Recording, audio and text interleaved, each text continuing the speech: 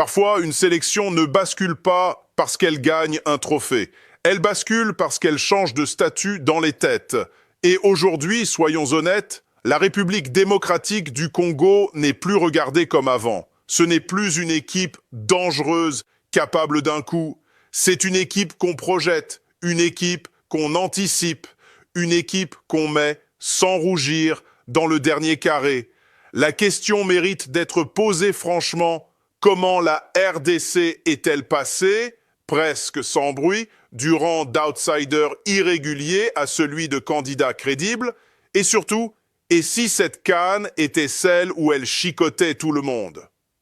Parce que le contexte est complètement fou. La RDC joue cette Coupe d'Afrique avec, en ligne de mire, un barrage intercontinental pour une Coupe du Monde qu'elle n'a plus disputée depuis 1974. Un demi-siècle d'attente. Un pays immense, passionné, exigeant.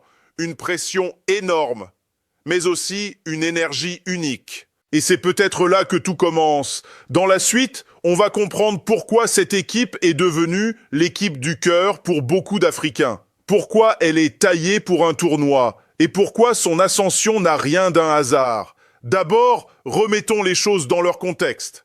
Quand Sébastien Desabre arrive à la tête des Léopards, la situation est presque compromise. 2 matchs de qualification pour la CAN perdus, 2 défaites. Dans un scénario classique, ça sent l'élimination. Mais la RDC ne suit pas le scénario classique. Desabre arrive et ce qui suit, c'est une remontée presque contre nature. 4 matchs restants, 3 victoires, 1 nul et une qualification arrachée, validée ensuite sur tapis vert face à la Mauritanie. Ce n'est pas juste une qualification. C'est un premier message. Quelques mois plus tard, la RDC élimine l'Égypte en phase à élimination directe à la CAN, un monument du football africain. Puis elle pousse le Maroc dans ses retranchements au point de parfois le dominer dans le jeu. Et elle termine demi-finaliste. À ce moment-là, beaucoup parlent de surprise. Mais le staff, lui, parle de projet. Car l'objectif initial de Sébastien Desabre n'était même pas la CAN 2023. C'était la CAN suivante. Autrement dit, la RDC a 2 ans d'avance sur son propre calendrier. Et ces 2 années, elles changent tout. Elles permettent de consolider un groupe, d'installer une identité, de faire venir des binationaux sans les jeter dans le bain à la va-vite, de faire tomber ce vieux complexe face aux gros. C'est un peu comme une équipe qui monte plus vite que prévu en division supérieure et qui a soudain le luxe de s'y préparer au lieu de survivre. Aujourd'hui, ce qu'on sent surtout, c'est une pente ascendante. Même dans la défaite, il y a des signaux. Face au Sénégal, la RDC mène 2-0, puis s'écroule physiquement sur la fin. Mais le contexte est clair. Plusieurs joueurs sans club, sans rythme, en sortie de mercato. Sur 90 minutes, ça ne pardonne pas. Ensuite viennent les barrages. Un match difficile face au Cameroun avec une surprise tactique, défense à 3 que Desabre n'avait pas anticipé. Puis cette finale face au Nigeria, où cette fois la RDC domine, joue, impose et montre qu'elle n'est plus impressionnée. Ce n'est pas encore une équipe qui écrase, mais c'est une équipe qui ne recule plus. Et dans un pays qui n'a plus vu la Coupe du Monde depuis l'époque du Zaïre, ça compte énormément. Parce que tout est lié. La confiance du groupe, l'adhésion du public, la croyance collective.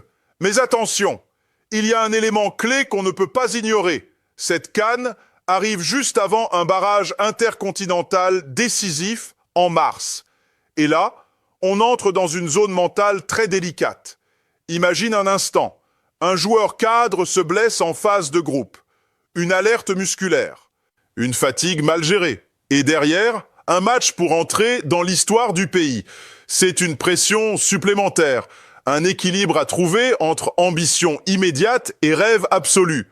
Pourtant, tout indique que la RDC a fait un choix clair, vivre la CAN à fond. Maintenant. Et ce choix, il est porté par un homme, un leader, un capitaine, un repère. Mais ça, c'est justement ce qu'on va analyser ensuite. Dans la suite, on va entrer dans le cœur de cette équipe. Son vestiaire, ses leaders, Et ce joueur sans qui tout semble tourner, sans que la RDC ne soit pour autant dépendante. Quand on parle de la RDC aujourd'hui, il y a un nom qui revient systématiquement. Un nom qui dépasse le simple cadre du terrain. Un joueur qui incarne presque à lui seul le basculement mental de cette sélection. Chancel Mbemba. Et la vraie question n'est pas seulement est-il important? La vraie question c'est peut-on imaginer cette RDC sans lui? Parce que Mbemba, ce n'est pas juste un défenseur central, c'est le Congolais le plus capé de l'histoire de la sélection. Première convocation en 2012, plus d'une décennie de contextes africains, de stades bouillants, de crises, de renaissance et surtout une constance mentale rare. Il a connu des périodes sans jouer en club, des moments compliqués, notamment à Marseille, mais jamais il n'a disparu de la sélection. Pourquoi ? Parce que Sébastien Desabre savait exactement ce qu'il faisait. Un entraîneur me disait un jour, il y a des joueurs que tu sélectionnes pour ce qu'ils font le week-end et d'autres pour ce qu'ils font exister toute la semaine. Mbemba fait partie de la deuxième catégorie. Dans un vestiaire jeune, avec des binationaux qui découvrent parfois l'Afrique, il est un traducteur émotionnel. Il explique, il rassure, il canalise. Et quand arrive le moment décisif, il répond présent. Buteur face au Cameroun, tireur lors des séances de tir au but. Capable de prendre ses responsabilités quand d'autres hésitent.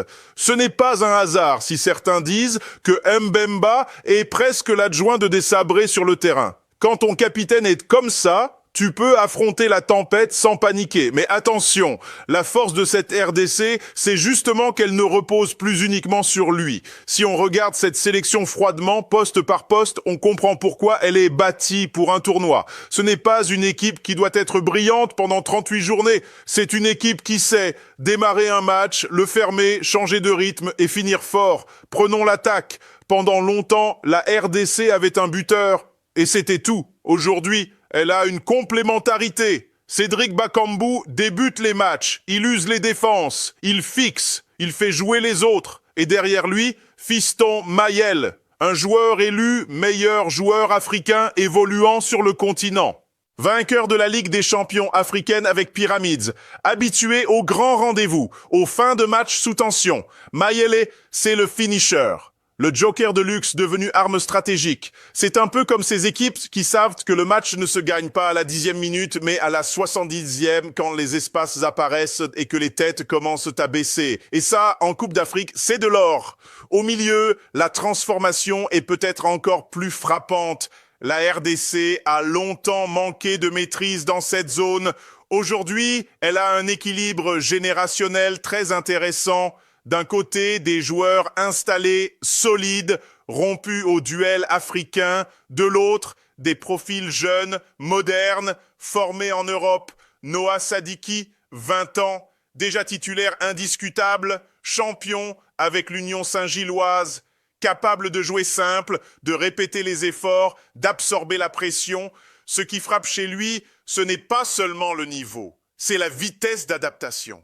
Sans grande expérience africaine, il a compris très vite les codes, le rythme haché, les temps faibles, les moments où il faut calmer le jeu, et il joue un autre rôle, plus discret mais essentiel, celui de relais pour les binationaux, le bouche à oreille, le viens voir, tu vas comprendre. À ses côtés, des profils comme Mouko, encore en rotation mais déjà prometteur. Un joueur qui n'est pas encore indispensable, mais qui pourrait le devenir très vite. Résultat, la RDC n'a pas un milieu figé. Elle a des options, des ajustements possibles selon l'adversaire. Et c'est exactement ce qu'on demande à une équipe de tournoi. Bien sûr, tout n'est pas parfait. Il y a l'absence possible de Johan Wissa, par exemple.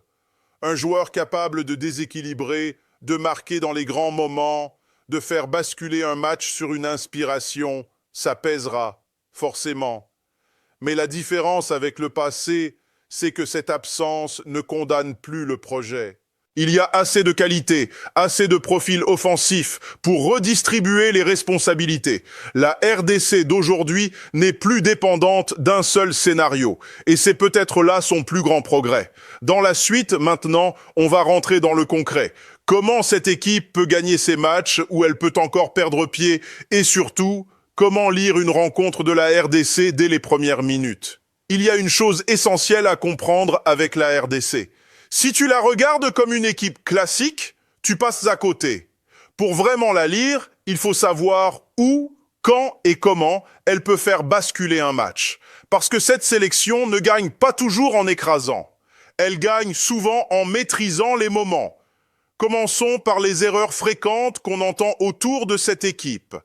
La première, c'est de penser que la RDC est encore irrégulière par nature, comme si c'était inscrit dans son ADN. En réalité, ce qui a longtemps ressemblé à de l'irrégularité, c'était surtout une absence de cadre. Aujourd'hui, le cadre existe. Même quand le jeu est moyen, la structure reste. La deuxième erreur, c'est de croire que la RDC dépend d'un exploit individuel. Oui, elle a des joueurs capables de gestes décisifs, mais la majorité de ses buts viennent de situations provoquées. Transitions rapides, centres au second poteau, ballons grattés au milieu. La troisième erreur, enfin, c'est de sous-estimer son intelligence de match. Cette équipe sait très bien fermer un score. Elle sait aussi accepter de souffrir sans paniquer. Et ça, en Coupe d'Afrique, c'est une qualité rare. Alors, concrètement, comment lire un match de la RDC? Dès les 10 premières minutes, il y a un premier signal. Si le bloc est compact, si les distances entre les lignes sont courtes, c'est généralement bon signe. La RDC n'est pas une équipe qui presse haut en permanence. Elle choisit ses moments.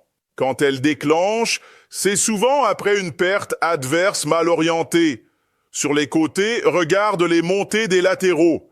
Si elles sont mesurées, alternées, c'est que le plan de match est respecté. En revanche, si les montées sont désordonnées, si le milieu est coupé en deux, là, il peut y avoir danger. Offensivement, un autre indicateur est très clair.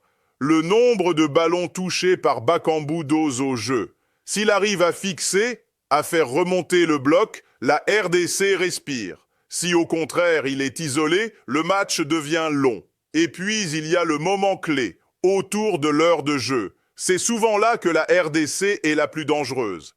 Entrée de Mayel, changement de rythme, usure de l'adversaire. Beaucoup de matchs peuvent se jouer à ce moment-là. Mais attention, cette équipe a aussi ses zones de fragilité.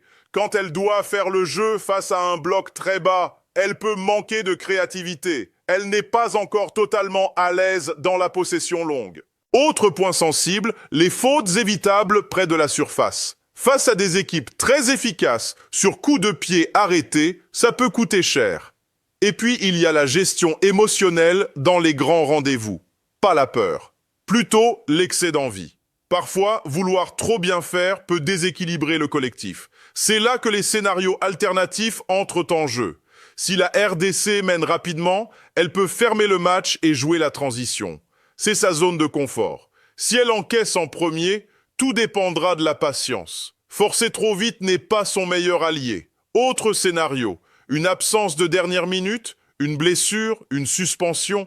L'avantage aujourd'hui, c'est que le groupe est suffisamment large pour ajuster sans tout casser. Changement de système, milieu renforcé, attaque plus mobile. Des sabres a montré qu'il n'était pas figé. Pour savoir si la RDC est dans son match, il y a quelques signaux très simples à observer.